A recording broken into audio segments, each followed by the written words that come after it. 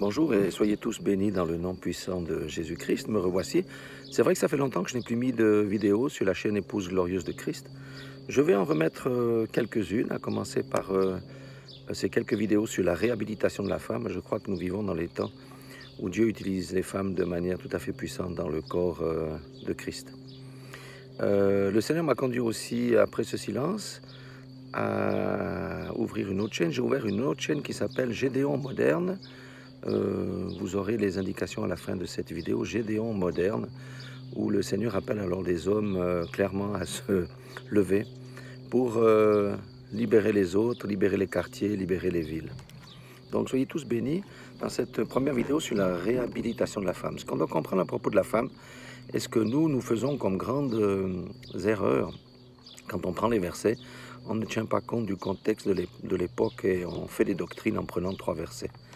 Alors, pour bien comprendre la situation de la femme et pourquoi Dieu l'a réhabilitée dans l'Ancien Testament par Jésus-Christ et à la Pentecôte, il faut comprendre le quotidien de la femme au temps de Paul, au temps de Jésus, dans ces périodes-là.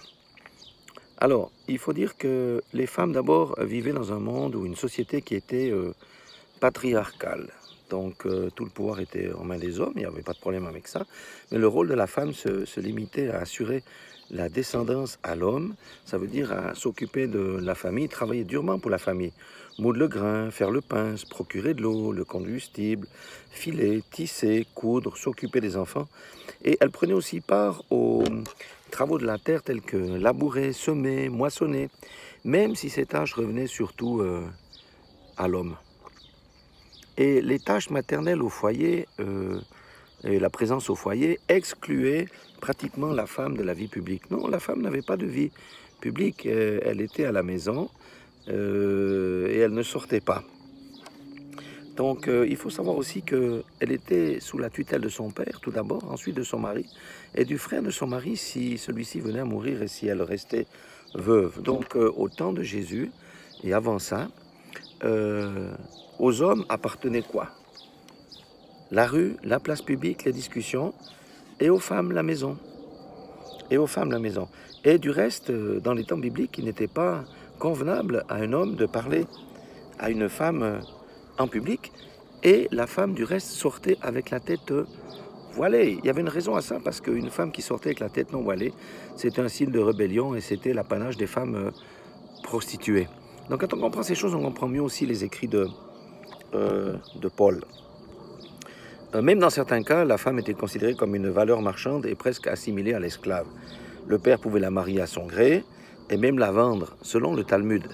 Vous savez que les principes de la loi n'étaient pas mauvais, mais il y a la Torah, c'était les 5 premiers livres de la Bible, et le Talmud. Le Talmud, c'était quoi? Un ensemble de commentaires des rabbins au fil des temps qui commentaient la loi, et ils ont rajouté plein de règles. Et le Talmud est extrêmement défavorable à la femme, au même type qu'il est blasphématoire envers Christ et envers les chrétiens. Une fois, peut-être que j'aurai l'occasion de vous en parler.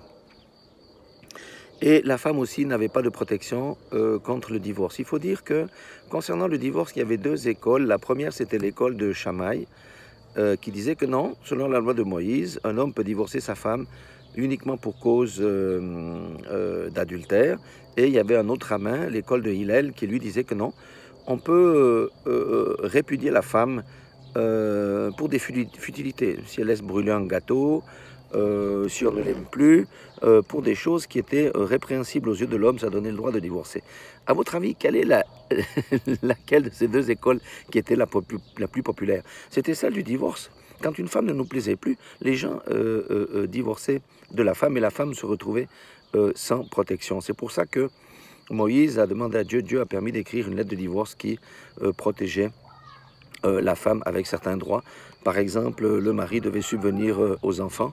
C'est la femme qui élevait les enfants jusqu'à 6 ans pour les garçons. Le garçon ensuite allait chez le père, mais le mari devait subvenir aux besoins des filles.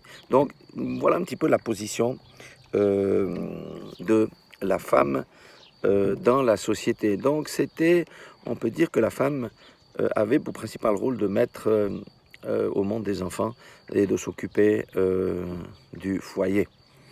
Cependant, la Bible parle de la femme vertueuse et de toutes ces choses. Oui, c'est une meilleure position biblique, mais les traditions des hommes, aussi selon le Talmud, ont fait que la femme a mal été considérée parce que les rabbins considéraient de toutes les façons que la femme est un être inférieur à l'homme et même sur le même niveau que l'animal dans certains cas du Talmud. Voilà pour cette première petite vidéo de 5 minutes pour introduire le sujet. Je vous en prie, s'il vous plaît, regardez peut-être les deux autres vidéos qui vont suivre pour comprendre bien ce qui est en train d'être dit. Nous parlons de la réhabilitation de la femme. Et si nous parlons de la réhabilitation de la femme, c'est parce qu'il y a une raison pour laquelle elle doit être réhabilitée. Et c'est juste ces quelques mots ici vous permettent de mieux comprendre la situation. Soyez bénis dans le nom puissant de Jésus-Christ.